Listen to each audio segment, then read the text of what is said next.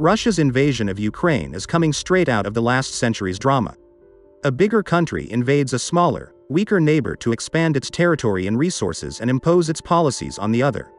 As with any war, the destruction of infrastructure is inevitable. The European Union intends to bear most of the costs of Ukraine's post-war reconstruction. A solidarity trust fund will be established for this purpose. According to media reports, the European Commission has told diplomats that it plans to work on an instrument focusing on Ukraine's long-term needs. This fund will be modeled on the European COVID Fund and will finance investments and reforms in agreement with the Ukrainian government. However, it is still unknown how grants and loans will be distributed. Sources have confirmed that the head of the European Commission has not yet named the amount because the war is still going on. However, the amount will reach hundreds of billions of euros.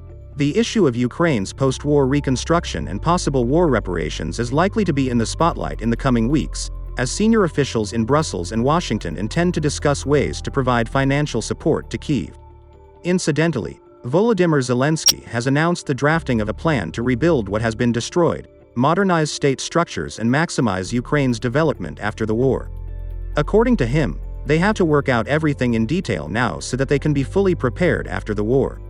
It is not only about the quantity of physical labor, building houses, restoring businesses, opening new enterprises, restoring infrastructure, and renewing economic ties in the country.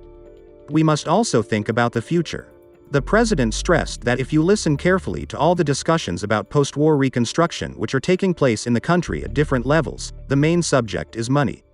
However, the guarantor believes that it is not money that is the basis of the country's development, but ideas and people. The president may transfer tens of billions of dollars, which the Russian central bank keeps in the US as part of its currency reserves. According to some estimates, these funds may amount to as much as $100 billion. These assets are already frozen in the Federal Reserve and other banks thanks to Treasury Department sanctions banning transactions with the Russian central bank. As new details of Russian atrocities make the prospect of lifting these sanctions increasingly untenable, these funds have essentially been confiscated indefinitely.